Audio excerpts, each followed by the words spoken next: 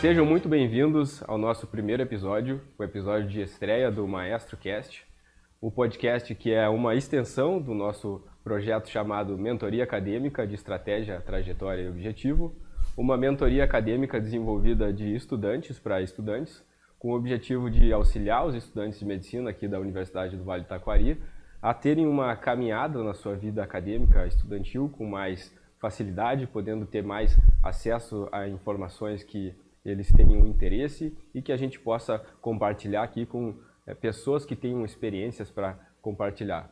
Meu nome é William Santana, eu sou estudante do 5º ano de Medicina. Esse projeto foi fundado por 4 alunos aqui do nosso curso de Medicina. Eu, meu amigo Leonardo Hicks, estudante do 6º ano de Medicina, outros 2 estudantes que não estão presentes aqui hoje, o Lucas Vieira e a Nicole Bianchi, alunos também do 5º e 6º ano de Medicina. E hoje para nós é uma alegria, nesse nosso primeiro episódio, uma honra receber o nosso mentor e professor aqui da casa, professor Luiz Fernando Kiel, que estudou, tanto fez a sua graduação quanto a sua residência na fundação, antiga fundação, hoje chamada de Universidade de Ciências da Saúde de Porto Alegre. Se formou em 1974, né, professor? Fez residência em pediatria de 75 a 77, fez mestrado, cursou seu mestrado em biotecnologia com um foco em estresse oxidativo, um campo de concentração em estresse oxidativo na Universidade de Caxias do Sul. Foi coordenador aqui do nosso curso de medicina da Univates de 2014 a 2019 e também é membro da Associação Brasileira de Educação Médica. Então, para nós é uma alegria, uma grande satisfação receber a presença do senhor aqui para esse nosso primeiro bate-papo, o podcast de estreia do Maestro. E hoje nós vamos iniciar o nosso bate-papo aqui com o professor contando um pouco da história dele para nós e podemos continuar aqui com o nosso podcast com uma pergunta já inicial, professor. Gostaríamos que o senhor contasse para nós iniciarmos a nossa conversa de hoje, o que motivou o senhor a cursar medicina, o que inspirou o senhor a ser médico? Bem, olá a todos os amigos, tá? Léo e William, que somos parceiros há algum tempo, obrigado por esse convite, pelo belíssimo projeto Maestro feito por vocês, criado por vocês e que visa fazer com que os alunos se sintam mais em casa, acolhidos aqui dentro da nossa instituição. Bem, essa pergunta não é difícil de ser respondida. Quando eu era criança, morando em Porto Alegre, era vizinho de um médico em Porto Alegre, o Dr. Flávio Creve Pires, que era anestesista do HPS e trabalhava também no Hospital Moinhos de Vento. E ele tinha 3 filhos, né? Nós éramos muito amigos da família e o Flávio, ele apreciava muito a medicina. E ele se sentava conosco e contava das cirurgias, das anestesias que ele fazia no bloco lá do HPS. E eu ficava cativado com aquela persistência dele na descrição, a riqueza de detalhes que ele colocava.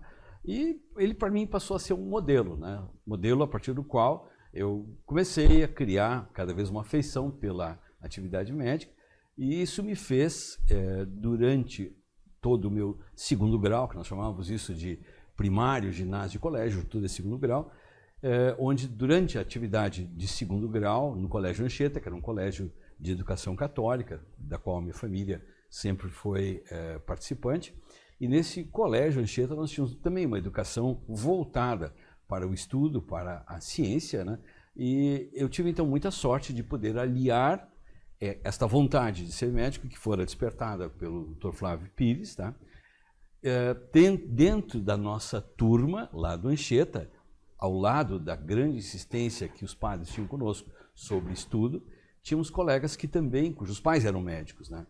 E inevitavelmente os assuntos acabavam caindo nesse tipo de discussão. Tanto isso é verdade, que quando nós avançamos para o então científico, hoje não existe mais, dividimos as turmas em o científico da medicina e o científico da engenharia. Então, cada vez mais ficando forte esse interesse para que o curso de medicina, que à frente já estava pelo encerramento das atividades no segundo grau, se despontava pela proximidade do vestibular. Então, foi natural, assim, na sequência, fazendo o vestibular e ingressando em Porto Alegre na Faculdade de Medicina. Tá certo, professor. Então, prosseguindo nesse assunto, se o senhor puder falar para nós como que era a vida de estudante naquele período. A gente sabe que era um período bem diferente de hoje em dia, né? Sim. Um tanto mais de dificuldades práticas, bem mais. Né? Então, se o senhor puder falar para nós um pouco como era a realidade naquela época. O curso, o nosso, da Fundação, ele era muito ligado com a Santa Casa. Então, a gente tinha muita oportunidade de, saindo da atividade didática, de aulas, no ciclo básico, hoje não existe mais esse termo, onde nós tínhamos anatomia, histologia, fisiologia, bioquímica, a gente podia ter convívio direto com os pacientes da Santa Casa. Santa Casa não é nada do que hoje a gente tem, né? Era um atendimento assim, totalmente... não existia o SUS, nós tínhamos só o INPS. A Santa Casa era totalmente voltada ao indigente. Então a gente já aprendia, desde lá, a atividade médica voltada à prestação de serviços às pessoas menos favorecidas. Bom, o que se tinha então na faculdade? Não tínhamos a riqueza de livros, de internet, não se tinha nada. Então nós tínhamos as aulas com os nossos professores e estudávamos na biblioteca complementando as informações. Não era tão fácil, nós não tínhamos acesso a meios eletrônicos como se tem hoje, e nós tínhamos que então, em grupos, estudando e complementando as informações na biblioteca, nos livros que nos eram disponibilizados. Não tínhamos assim assinatura de revistas eletrônicas, mesmo revistas médicas, não se tinha na época. Então a gente procurava sempre ficar ancorado em professores que tivessem algum vínculo com instituições de fora para que nos trouxessem informações mais atualizadas. Mas basicamente todo o curso nosso seguia-se dessa forma, né? Então não era tão fácil como hoje, mas a gente conseguia perfeitamente complementar as informações. Aqui deixa eu me permitir fazer uma pergunta, professor Kio. Lembro assim que em alguns ambulatórios que a gente teve de pediatria, o senhor comentava muito algumas diferenças que o senhor viu, né, e presenciou em relação a algumas doenças, né? Me recordo assim que o senhor comentava que chegou alguns momentos na Santa Casa e com aquela quantidade de pacientes que o senhor tinha que se virar com o que tinha de recurso naquele momento, né? Isso. Que é algo que, felizmente, pelo avanço da medicina, seus diversos vieses, a gente hoje tem mais tranquilidade de poder atender os pacientes, né? O que o senhor pode comentar assim dessa época, assim, as diferenças que o senhor presenciou, assim, seja no internato, ou seja ali no início da residência, em relação a essas diferenças? Assim, hoje, o que eu observo aqui? Assim, hoje o aluno tem uma tutoria muito grande, muito forte. Ele tem todos os passos atualizados e ancorados e amparados pelo tutor, pelo professor, né? Naquela época, nós não tínhamos essas oportunidades, tá? Então, por exemplo, eu me lembro bem na época de residência, o Hospital Santo Antônio, eu fiz minha residência ligada à Santa Casa, era um hospital que tinha 200 leitos, tá?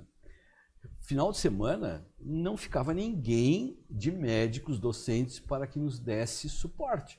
Então, nós éramos os residentes e os nossos professores diziam, olha, virem-se, vocês têm que atender, ficar com todo o hospital.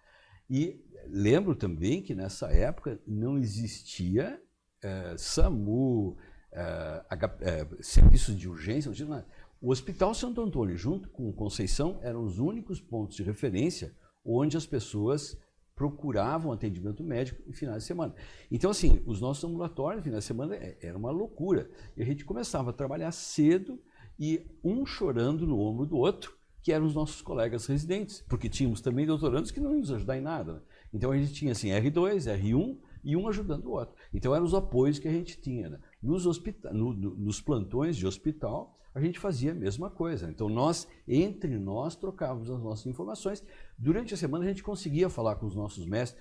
Por exemplo, assim, de tarde, de noite, os docentes saíam e iam para os seus consultórios, né? E nós ficávamos de tarde e de noite no hospital. Então, quando eles fossem dia de semana e eles estivessem atendendo o consultório, a gente podia se dar o luxo de pegar um telefone e ligar, mas não era uma coisa comum. E tínhamos também dentro do Santo Antônio a biblioteca, que era o que nos ajudava, né? Então a gente ia lá na última hora, o que eu vou fazer agora? Pegava-se a referência bibliográfica para resolver o problema. É bem diferente do que temos hoje. Totalmente diferente, totalmente. Uma outra realidade. Totalmente, Professor, uma das questões assim que aparecem muito, principalmente os alunos que a gente tem trabalhado assim de primeiro e segundo semestre, são algumas dúvidas que eles perguntam para nós, mas acho que tem muito mais autoridade para falar sobre isso, que é o seguinte: olhando para trás, para a tua trajetória como médico, como professor, como coordenador de curso, teria feito alguma coisa de diferente? E se teria feito, o que acha que o senhor teria feito de diferente? Eu vou responder olhando hoje. O passado é diferente e não tem como compará-lo. Por quê? Então, vamos lá. Quando o aluno ingressa hoje na universidade, as oportunidades que se abrem são muito grandes. Ele pode optar por, bem, eu vou seguir o meu curso, vou me formar, pegar o diploma e vou embora. Ou então, dentro do curso, ele encontra muitas oportunidades, quer de cunho acadêmico, quer de cunho científico, quer de docência, onde ele pode se encaixar e enriquecer a sua carreira. Isso é uma decisão muito pessoal. Quando eu estudei, não havia essas oportunidades. Pensar-se em fazer uma atividade fora do país era algo muito distante. As oportunidades não eram tantas como se tem hoje. Então, comparar hoje, eu diria assim, as oportunidades são inúmeras para que cada um dentro da sua carreira siga as rotas que mais lhe tragam vantagem, conhecimento e qualificação. As oportunidades estão muito grandes hoje. Vou repetir, na nossa época nós não tínhamos isso. Poderíamos ter se houvesse um parente, um amigo, uma pessoa que já conhecesse o exterior e trouxesse essa oportunidade, senão não se tinha. Então hoje está muito mais fácil. E muitas vezes até justamente por essa multiplicidade de opções, né, essa diversidade que os alunos têm, entram algumas angústias, né, que a gente percebe nos alunos que estão iniciando o curso, né, o que eu faço diante de tanta coisa que é disponível, né? Sim, mas eu acho que mesmo assim, dentro de uma carreira acadêmica, tá, os caminhos são bem claros. Eu vejo dessa forma, os caminhos são bem claros. O que talvez falte é que esse trabalho que vocês estão fazendo, de sentados com os alunos, mostrarem, olha, a opção A, de você seguir uma carreira tranquilo, tirar o diploma, se formar e pronto. Opção B, fazer uma residência. Opção C, participar de atividades científicas. Opção D, atividades de docência e assim sucessivamente, né? Então, os caminhos existem, basta que nós nos sentemos, como vocês já estão fazendo, e expliquemos para eles o que é possível. Então, professor, nós gostaríamos também de saber do senhor a respeito da carreira do senhor mesmo, né? O senhor que teve uma carreira como médico, tem uma carreira como professor, tem uma carreira como docente, no sentido também de coordenador de curso. Se o senhor puder falar para nós um pouco de cada aspecto desse, da vida de professor, da vida de coordenador, da vida de médico, as diferenças e peculiaridades de cada um desses trabalhos que o senhor vem realizando ao longo desse tempo. Não, é difícil. Mas vamos lá. Começar pela função como professor. Então, no segundo ano da faculdade, né, nós falávamos já com os nossos veteranos, não tinha o programa maestro, a gente falava, olha, cara, o que eu tenho que fazer? Né? Então, os veteranos diziam, olha, tu tem que estudar, pegar os livros e estudar. Mas o que eu estudo? Né? Aí um cara disse para mim assim, olha, tu tem que estudar fisiologia, se tu não souber fisiologia, tu não vai entender nada das doenças. Claro, aquilo marcou, né? Então eu comecei a ter as aulas de fisiologia, comecei a gostar. E aí no terceiro ano, tá? Seria hoje o sexto semestre, terceiro ano, abriu dentro da nossa cadeira de fisiologia a opção de monitor. Eu vou me interessar. Então a gente fazia concurso para monitor, fazia uma prova, e eu entrei como monitor. E a partir daquele momento a gente começou a se inserir na questão docência. E concomitante com o andamento do curso, então terceiro, quarto, atividades clínicas, para mim foi encantando cada vez mais o quanto o assunto fisiologia repercutia sobre o entendimento das doenças. Se eu não soubesse como era o normal, eu não conseguiria entender a doença, né? Então isso foi chamando a atenção ao longo das nossas atividades. E agora vem a curiosidade, nesse grupo de monitores, tá, nós tínhamos professores que eram, não vou dizer assim liberais, mas olhavam o futuro. Então eles diziam para nós assim, olha, vocês agora vão formar com grupos de alunos vão fazer seminários, vocês vão discutir com eles, eles vão perguntar para vocês e vocês têm que responder. Nós só vamos aparecer para ajudar vocês se vocês não souberem o que fazer. Pô, aquilo para nós foi um balde de água fria, dizendo assim, bah, cara, se eu não estudar, eu vou micar frente aos alunos e todo mundo vai dizer que o monitor não sabe nada.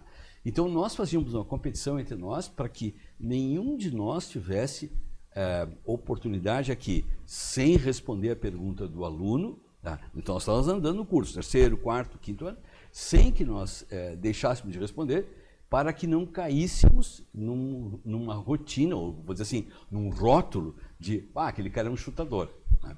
Então, a gente se esforçava, e isso pilhou a todos nós, do grupo, para que mantivesse o afinco com a leitura e o estudo. Né? Então, quando eu me formei em 74, abria em Caxias do Sul o curso de medicina em 71. E um dos professores meus da fisiologia, ele começou a dar aula em 71, 72, e no final do curso de medicina, meu, 74, ele disse para mim assim, olha, eu vou precisar de um professor, tu topa me ajudar? Né? Em 74, como você, sextou? Eu digo, olha, tudo bem. Né? E quando eu me formei, então, em 75, assim que eu tivesse o diploma, eu comecei a dar aula na UX. Então, o mesmo estímulo que a gente recebera deles, do tipo, olha, vocês têm que estudar, não tinha celular e nada, né? Vocês têm que estudar e fazer uma boa aula e assunto encerrado. Era o que a gente fazia. Né? E o que a gente, então, dentro dessas atividades com os alunos, lá na UX 75, 76, daí para diante, a gente procurava sempre mostrar do assunto fisiologia o quanto tinha ligação com a doença. Então a gente procurou deixar muito claro isso, e de tal forma que, como docente, esse aspecto de estímulo ao estudo e de necessidade de ter um bom andamento e rendimento frente aos alunos ficasse cada vez mais forte. Então, como docente, a história começou por aí. Né? Na UX, não participei da parte de coordenação especificamente, mas a gente participava das discussões com os professores sobre a própria estrutura do curso. Né? Então, a gente tinha essa ligação. Bom, terminada a residência, em 77, apareceu o convite para vir trabalhar aqui em Estrela. O Vale não tinha pediatra. Tá? Só tinha um pediatra que também era oriundo lá da fundação e que também fez a residência no Santo Antônio. E esse pediatra estava trabalhando aqui 4 anos e ele disse para mim assim, olha que eu não aguento mais sozinho, é muito trabalho. Então eu pensei, isso era 78, 79. Tá? Ele disse, olha, eu não aguento, é plantão, 24 horas, 7 dias. Tu quer vir me ajudar? Ele disse, olha, eu venho, mas a condição que eu bato é 1 dia por semana eu quero ir embora e quero continuar minhas atividades de aula na UX. Né? Então, mesmo durante a atividade como médico aqui na região, tá? Especificamente em Estrela, tá? Eu não abdiquei da atividade em Caxias do Sul como docente. Né? Depois veio a oportunidade lá na fundação, também necessidade de professores. Como hoje a gente tem igual, lá também não se tinha professores, hoje também não tem. Apareceu então a chance de fazer concurso e ingressar na fundação. Foi o que eu fiz em 81, onde me mantive também até a minha aposentadoria. E quando é que surgiu a Univates no caminho, professor? Bom, aí vou contar uma história engraçada. Tá?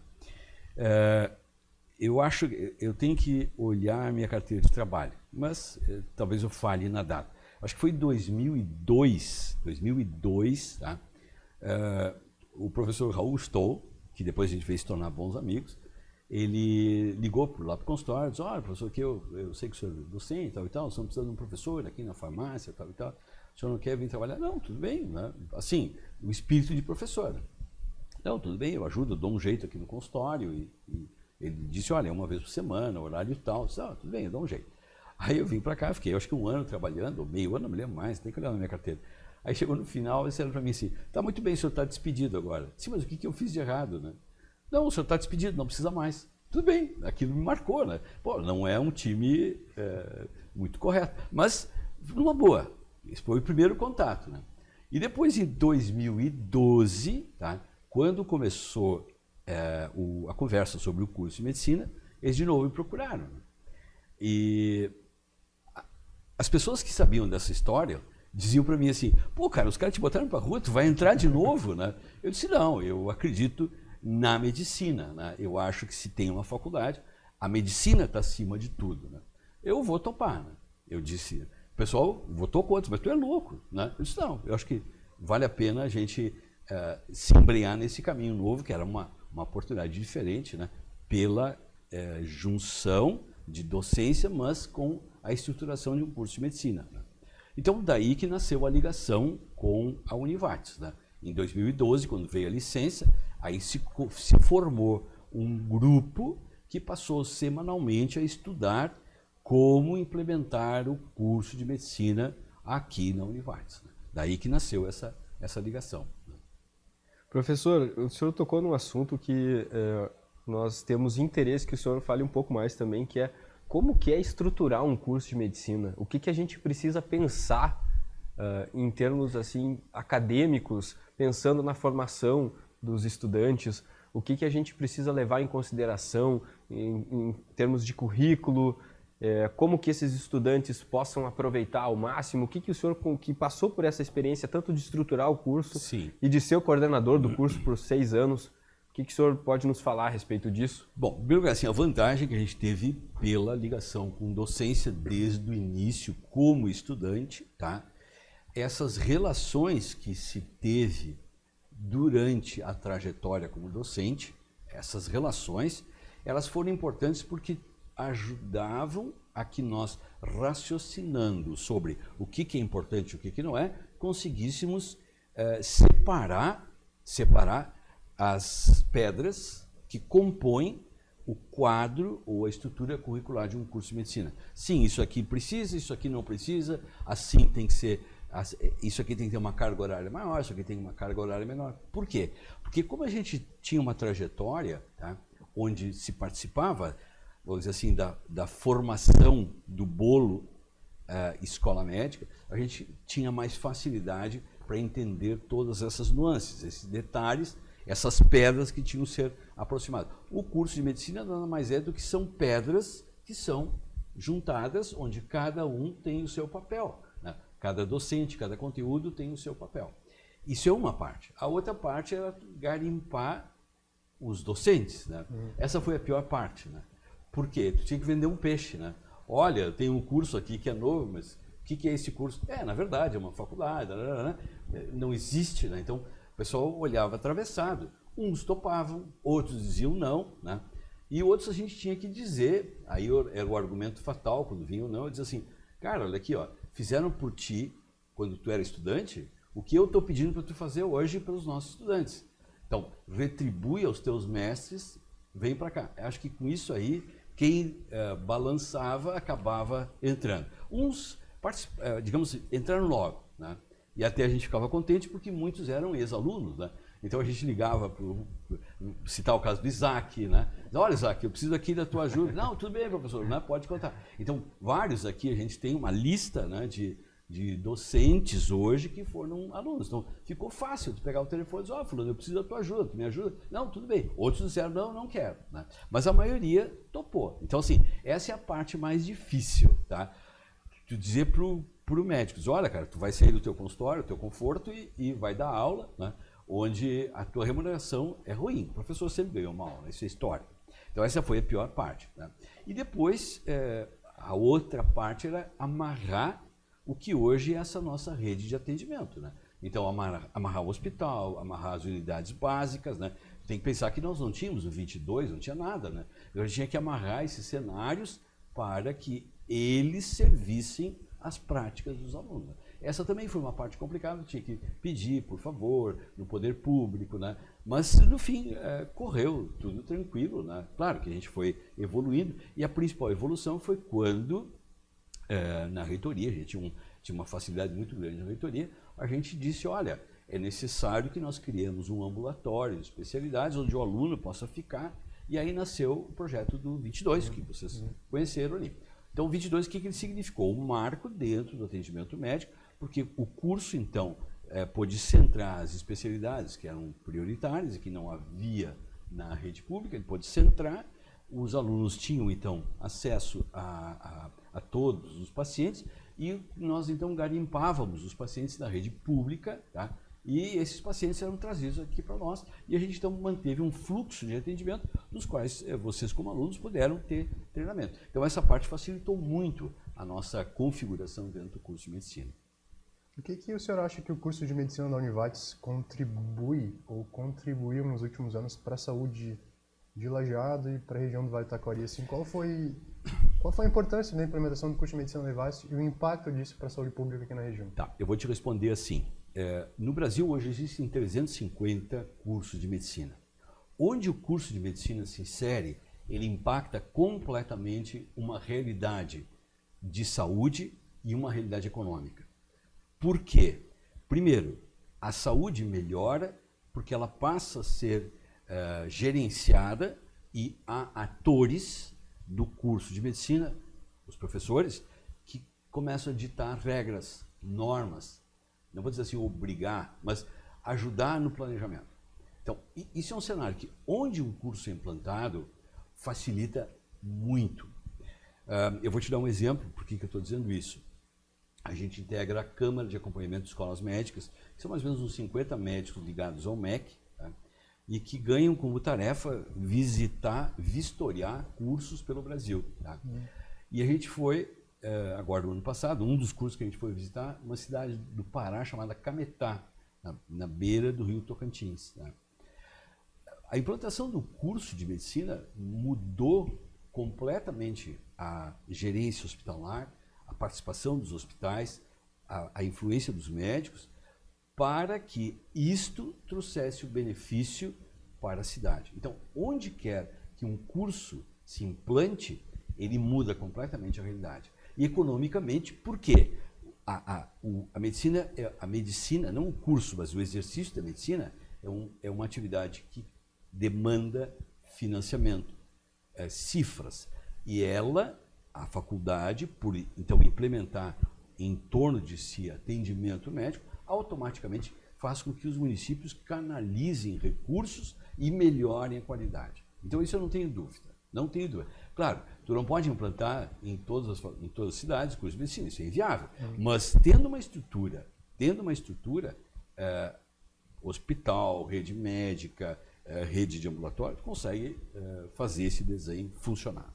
E impacta positivamente, sem dúvida, sem dúvida. Posso elencar o que tu quiseres, mesmo aqui no nosso Univates, todos os serviços que foram agregados, tá?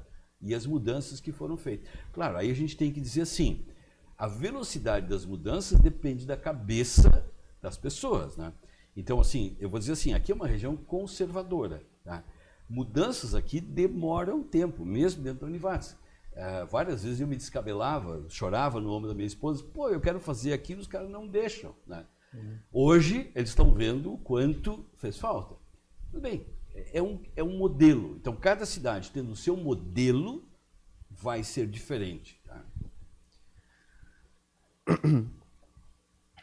Professor, como o nosso projeto ele tem também um objetivo de facilitar a caminhada dos estudantes, não só aqui da Univates, mas também a todos que estiverem nos acompanhando, assistindo a esse podcast, esse videocast, né, que estamos gravando e posteriormente será disponibilizado para todos, a gente também tem interesse que o senhor fale como um professor com quase 50 anos de carreira já como docente. Nesse período, o senhor acompanhando talvez milhares de alunos já, o que o senhor vê como importante na trajetória acadêmica para que o aluno venha a ser um profissional de destaque, um profissional que se diferencie dos demais dentro da carreira médica? O que o senhor acha que é importante começar a construir já desde o primeiro semestre como estudante de medicina? Vamos lá. Então, a primeira coisa que o aluno tem que fazer quando ele ingressa aqui é esquecer o tipo de aluno que ele foi no segundo grau. O segundo grau tem muito paternalismo, muita facilidade para tudo. Os pais muitas vezes não são proativos, tá? E levam os raciocínios dos alunos para outros territórios, onde se cria o que nós chamamos, a psiquiatria, o Léo deve saber isso bem, baixa tolerância à frustração. O que significa isso? Ele ingressa aqui, o que não dá certo ele já está reclamando. Eu vou na coordenação, eu vou na reitoria, eu vou na ouvidoria reclamar porque é um absurdo, sem embasamento. Então ele tem que entender que aqui dentro existe uma equipe que está prontamente montando, construindo, ajustando essas necessidades e isto positivamente trazendo para o aluno. Eu não quero dizer que as queixas não sejam viáveis, não é isso. Eu estou apenas dizendo que tudo passa a ser motivo de reclamação. Tá? Então, o que a gente tem que colocar? Que o grande papel que eles têm que ter, ao lado de esquecer o segundo grau, é olhar para o livro e dizer, eu tenho que estudar. Não tem escapatória. Tá? Eu lembro, não vocês dois, mas outros alunos dizem assim, professor, dá para o senhor disponibilizar os slides da aula? Isso era uma pergunta que era feita, e até é feita até hoje. O que significa isso? Que o cara quer estudar aquilo que está na gravura do data show. Então, assim, ele tem que pegar isso aqui, o livro, a revista, o artigo científico. Então, isso é um modelo que tem que mudar. Eu acho assim, mudar abruptamente não é fácil, mas eles têm que entender que é um marco, uma divisão. Segundo grau, aqui, faculdade e profissão é outra. Então, continuando essa pergunta, se ele não se agarra com o estudo, cuja informação está no livro, hoje é tão fácil, tem podcast, internet, tem toda coisa, se ele não se agarra em algo, tá, fixa em alguma coisa, ele vai se perder nesse turbilhão de informações. Isso vai complicar a qualificação dele como médico, que era a tua pergunta. Né? Aí vem também uma outra coisa que eu acho que eu sempre disse, pelo menos eu vou repetir aqui. Quando a gente estuda, se tem muitos livros estudando ao mesmo tempo, é que nem ter 2 ou 3 namoradas. Tu não consegue atender nenhuma. Igual. Então tu tem que escolher um que seja mestre. Eu vejo aqui, tratado de pediatria. Isso aqui, eu como estudante de pediatria, já recebi dos mestres. Olha, tu tem que ler o Nelson. Eu até hoje tenho o Nelson. Então assim, há livros que são parceiros, tá? É o livro de anatomia, tem um, tá? É o livro de fisiologia, é o livro de bioquímica, de farmácia. Ele tem que se acostumar a pegar essas informações e tê-las como parceiro. Agora, não adianta ciscar em várias coisas simultaneamente. Ele não consegue. O cérebro não está feito para isso. Né? Perfeito. Muito bom. Mais alguma pergunta aí, Léo? Não, uma pergunta que até tinha selecionado, o professor tocou em algum ponto, mas eu gostaria de perguntar novamente e também buscar alguma coisa de ambulatório, assim, professor, de pediatria. Algumas dificuldades que o senhor percebe dos alunos de forma mais prática, assim, tem alguma coisa assim que o senhor poderia pontuar? O aluno que está iniciando o curso, assim, Sim. Professor, que dica você daria para esse aluno que está começando para ele desempenhar um papel melhor como médico aí no consultório? Eu vou te responder assim. Primeiro, pela pediatria. O que eu observo? A pediatria está passando uma fase de carência de profissionais. Tá? Eu, com 71 anos, voltei a fazer plantão no HBB, porque eles não fecham as escalas. Tudo bem, né? Eu não tinha mais que estar fazendo plantão, mas tudo bem, vamos fazer para ajudar. Isso aí não mata ninguém, nunca morri de fazer plantão, fiz 45 anos, não vou morrer agora por causa disso. Então, por que isso? Porque a pediatria perdeu o atrativo. Ela perdeu o atrativo porque ela foi muito simplificada, talvez, nas nossas atividades. Olha, a gente passou a dar muita ênfase na puericultura. Aquela consulta que a mãe vem, a gente examina a criança, receita uma vitamina, receita o ferro e segue aquilo rotineiramente. Eu acho que isso trouxe uma desmotivação, porque deixou-se de enfatizar, olha, ao lado disso existem também patologias, e eu preciso entender essas doenças. Elas em algum momento vão acontecer, e eu tenho que solucioná-las. Eu vou concordar contigo que o perfil das patologias mudou com o acesso, primeiro, a uma rede pública muito rica, segundo, as vacinas e a medicação que está hoje ofertada. Então isso trouxe uma diferença nas patologias que nós víamos como residentes no Hospital Santo Antônio e que hoje a gente quase não vê mais. Tá? Mas a gente não pode esquecê-las. As doenças não desapareceram, elas continuam existindo, apenas com menor intensidade, porque os fatores geradores, principalmente as doenças infecciosas, foram acalmadas pelas vacinas. Então, talvez aí, nesse fato que a gente não soube encantar os alunos, a pediatria perdeu um pouco do atrativo. Tá? Eu agora comecei a pegar bandeiras, ficar falando, vamos começar a estudar mais, para tentar chamar para a pediatria. Agora já estou garimpando, quer ser pediatra, né? Porque a gente está vendo uma carência muito grande. Né? Agora, se é realmente porque a gente deixou de encantá-los, eu acho que é. Enfim, tem várias causas, outras assim, que são longas para a gente ficar discutindo, mas acho que uma delas a gente deixou de encantar pela pediatria. Tem algum desafio que o senhor acha que a pediatria enfrenta hoje? Sim, a carência de pediatras, tá? Os serviços de residência que estão encurtando, tá? A PUC recentemente fechou, tá? Há hospitais que já começam a falar em encerrar o serviço de pediatria, né? Então, isso vai, para nós, impactar na qualificação dos nossos docentes e médicos, né? Ou seja, se as residências se fecham, a probabilidade de frequência em qualificação na pediatria também vai diminuir. Tá? Isso a mim pessoalmente assusta. Por isso que é uma luta minha pessoal para que nós consigamos criar aqui serviço de residência. Ainda não deu certo, mas é um desafio que aqui se vislumbra e se precisa fazer efetivamente funcionar.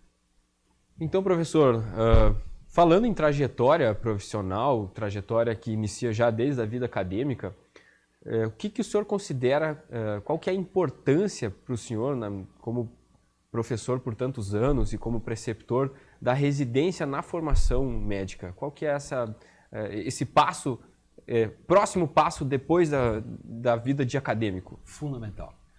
Eu vou te responder assim, historicamente, há um médico que eu tenho um apreço muito grande, já falecido, Sir William Osler.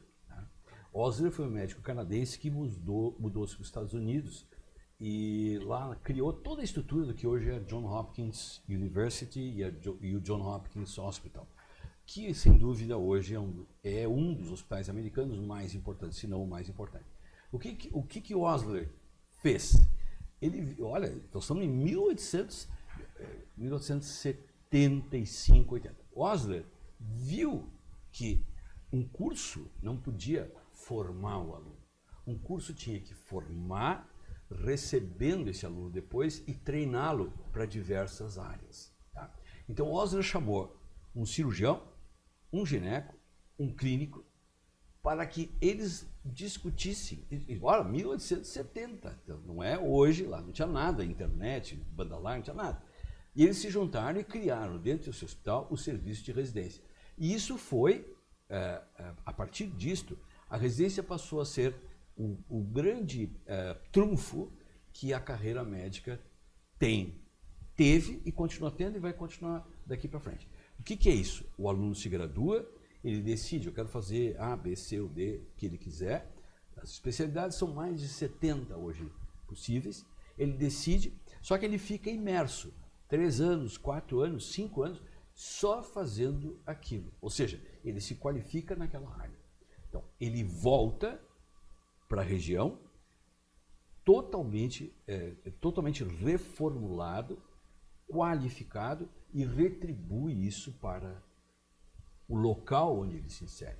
O que a Univates tem que fazer? Então, hoje nós olhamos aqui, o Vale do Taquari são 370 mil habitantes. Nós temos que ter esses médicos qualificados com residência e distribuí-los ao longo desse cenário que é o Vale do Taquari. Mas as residências precisam ter uma estrutura bem montada. Tem que ter preceptor, tem que ter serviço, tem que ter ambulatório, tem que ter rotinas de hospitais. Então, isto são os passos que precisam ser dados. Parece que esses passos estão sendo dados. Tá? Mas, eu vou repetir, sem que nós qualifiquemos o egresso, aquele que nós formamos por 6 anos, sem que nós o qualifiquemos, ele não terá perspectiva de futuro. Então, se eu posso fazer um apelo para que vocês transmitam aos alunos, que já ponham no seu foco. E eu me lembro que eu disse isso para vocês no primeiro dia que eu recebi. Eu fiz uma linha do tempo e dizia, aqui termina a graduação e vocês vão para a residência. Então eu peço que vocês continuem dizendo isso, porque eu fico triste. Nós integramos a Associação Brasileira de Educação Médica e a gente vê vagas de residência sobrando. A gente fica triste, porque há oportunidade, há cenário e o pessoal não está agarrando. Acho isso muito ruim. Por quê? Não só pelo atendimento que ele vai dar depois para os seus pacientes, mas também porque ele não se abre o caminho para a docência. Ele não vai conseguir entrar dentro de uma faculdade para ser docente, porque hoje ele só consegue dar aula se tiver residência. Então, isso é o triste da história. A residência tem que ser implementada. Fico triste que, vendo vagas sobrando, eles não aceitem. Né? Então, isso tem que ser citado desde o primeiro dia. Você tem que botar como meta. Professor, prosseguindo já nessa formação além da graduação, né, a gente esteve conversando antes nos bastidores, o senhor falou a respeito do mestrado do senhor, né, e como o senhor, vamos dizer assim, pensou que poderia ter continuado e não continuado naquele momento no doutorado. O que o senhor pode falar para quem está nos acompanhando a respeito da vida também como pesquisador, para quem tem interesse em atuar nessa área de pesquisa, de docência, ser professor e se pós-graduar em mestrado e doutorado? O que o senhor tem para nos falar? Assim, eu vou dizer então, Luiz Fernando, eu me arrependo de não ter seguido após o término do mestrado com o doutorado. Algumas circunstâncias, que não cabe aqui analisá-las, geraram essa dificuldade. Eu me arrependo. Acho que isso é um conselho que eu não tenho vergonha de dizer, eu me arrependo, eu acho que faria hoje diferente. Eu acho que isso tem que ser dito aos alunos. O que isso vai significar, essa qualificação? Ela vai trazer ao egresso, né? Então eu imagino que ele vai fazer a residência, depois faça o seu mestrado, ou então hoje o que está começando a aparecer para nós na área da medicina, o mestrado profissional, onde o aluno consegue ter, ao lado da residência, a oportunidade de fazer o mestrado. O que isso vai significar? Ele vai, cada vez mais, introduzir-se na área da pesquisa. Então, a parte da residência e o mestrado e o doutorado vão torná-lo plenamente apto a criar uma área de pesquisa dentro daquilo que ele escolha. Tá? Então, a grande vantagem disso é titular o egresso, então vou chamar como aluno, mas o egresso, para que ele tenha uma carreira acadêmica sólida. Muitos médicos também fazem o doutorado, mas não vão utilizá-lo na sua clínica. Fazem porque gostaram de ter o título, enfim, é uma opção também. Né? Eu não vejo impossível. Há muitos médicos que têm titulação e que seguem com as suas atividades de consultório no dia a dia. Mas é importante que vocês citem residência, mestrado e doutorado. Acho isso fundamental para que eles consigam enxergar o que é a nossa linha do tempo em 10 anos à frente. Professor, eu gostaria de só voltar num ponto específico assim que me chamou bastante atenção. O senhor falou que fez algumas visitas, né, em outras instituições, outras cidades.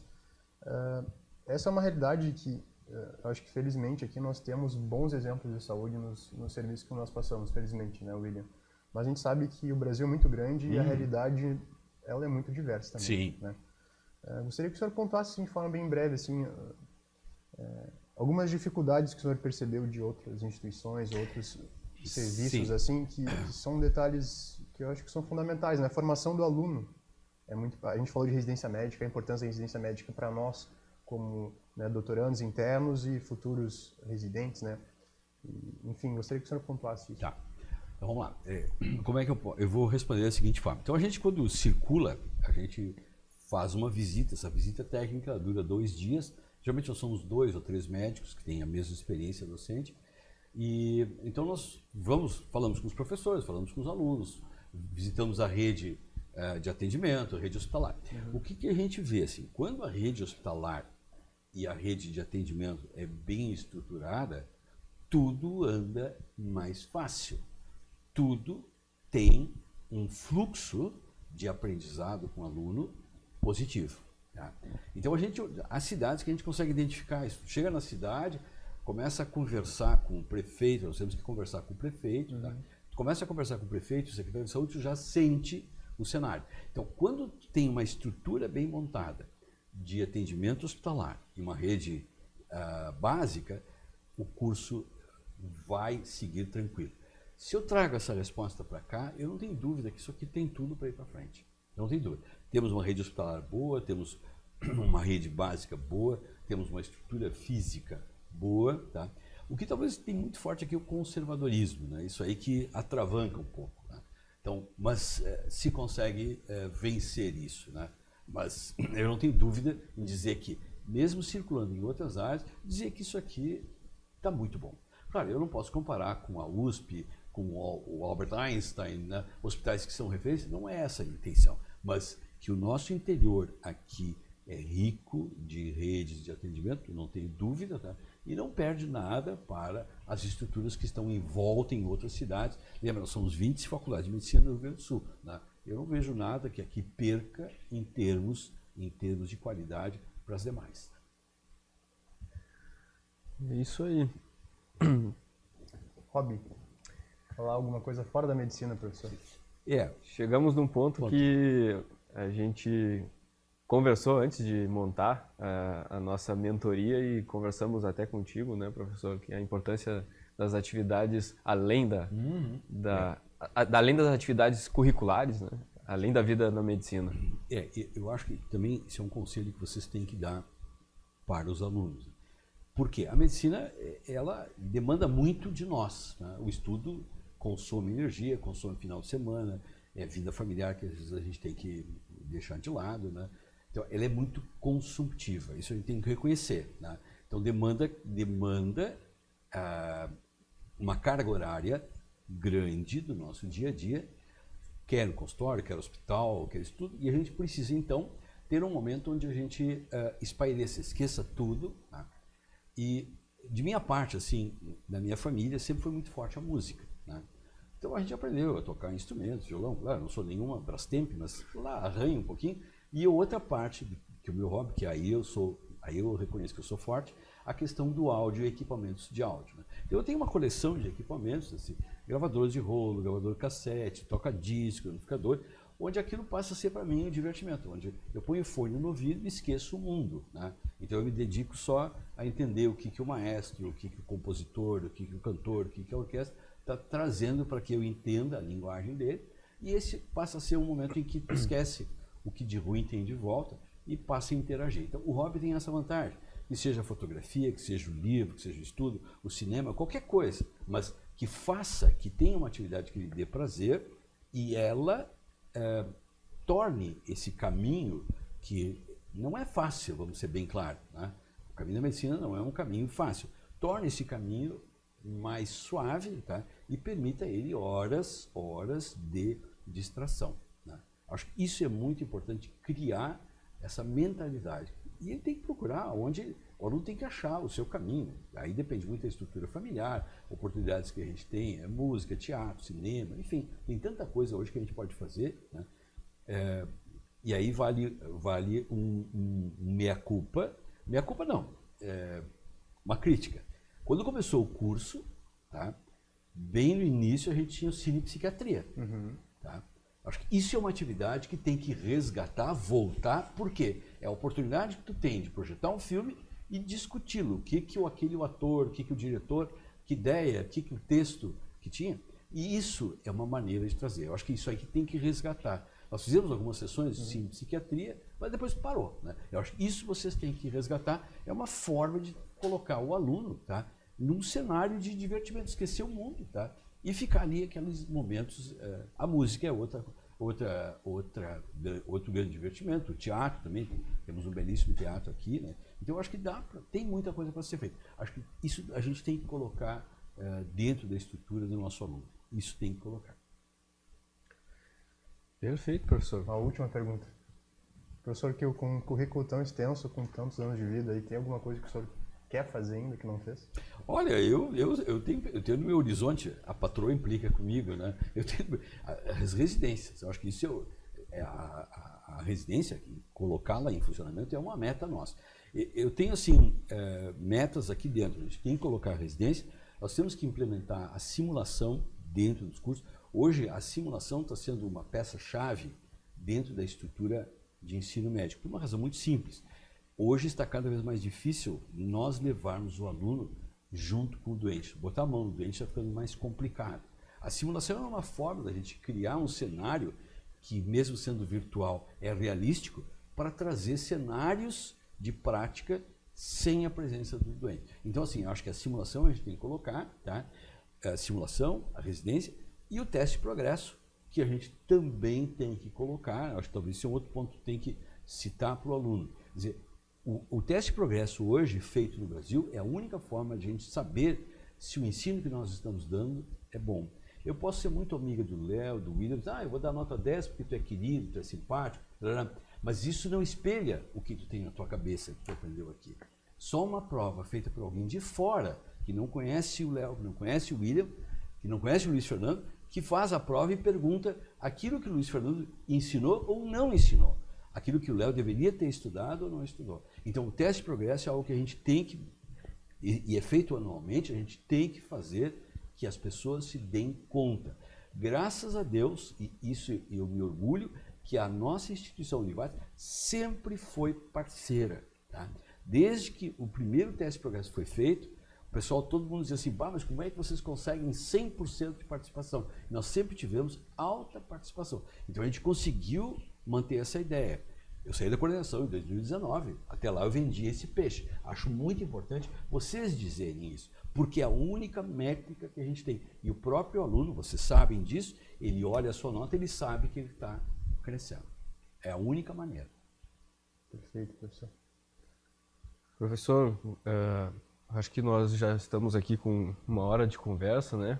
Gostaríamos, primeiramente, de agradecer ao senhor por ter aceito esse convite, ser nosso parceiro desde o início do curso. Né? Nosso sempre maestro, nosso mentor. Nosso maestro, Obrigado. nosso mentor, sempre nos incentivou. Para nós, realmente é uma alegria bem grande ter o senhor aqui, né? Nesse primeiro encontro nosso aqui. E esperamos que esse projeto ele continue e que possa trazer frutos para que os estudantes tenham em mente tudo o que o senhor nos ensinou nos primeiros semestres, para que a gente possa de fato absorver o conhecimento, não ser simplesmente um repetidor de protocolo, como o senhor sempre nos ensinou, né? Isso aí. A importância, né, William, de ter bons mentores na graduação, né, professor? Assim, a gente tem contato com muita gente durante o curso, né? E é fundamental que a gente tenha boas pessoas para conseguir nos acompanhar diante de tanta coisa assim. Vocês, como alunos, têm faro para nós. Eu agora vou fazer uma fofoca, não sei, acho que posso ainda. Eu me lembro de vocês dois como alunos, né? E vocês fizeram o teste de progresso, né? E eu disse assim, eu fiquei curioso, eu quero saber se eu acertei no diagnóstico dos dois, se eu acertei ou não. Então, a prova de vocês dois, eu fui lá, mais uns 3 ou 4 eu peguei, a prova de vocês dois foi superior às notas de alunos que estavam em semestres avançados, mais avançados. Então, vocês sempre despontaram, né, no estudo. E eu fico contente hoje de ver que vocês abraçam essa ideia e vocês podem transmitir algo que vocês sempre tiveram. Né? Ou seja, desde os semestres iniciais, quando a gente conviveu com vocês, o teste de progresso confirmou o meu diagnóstico. Olha, aqueles dois ali têm farinha no saco, né? Vão para frente. Né? E eu vejo que hoje o teste de progresso e eu acertamos o diagnóstico de vocês. Então é uma fofoca. E vocês vão pegar o teste de progresso e, se docentes, vão fazer a mesma coisa. Não tem dúvida. Muito obrigado. Tá certo, professor. Muito obrigado aí mais uma vez pela atenção, por sempre nos apoiar, e estamos à disposição também naquilo que nós pudermos auxiliar aqui dentro do curso de medicina. Né? O nosso projeto ele tem também esse objetivo de a gente contribuir de alguma forma para que tudo isso que o senhor falou e todo esse trabalho que o senhor venha desenvolvendo também possa chegar nesses novos colegas Sim. que estão ingressando. E é isso, professor. Muito obrigado mais uma vez. Eu também quero agradecer assim, pelo empenho de vocês nessa nova atividade do maestro, o benefício que isso virá, né? E também fiquei contente que vocês se lembraram de mim e me convidaram para fazer o seu primeiro, o estreante desse novo projeto de vocês no podcast. Muito obrigado, professor. Foi um prazer.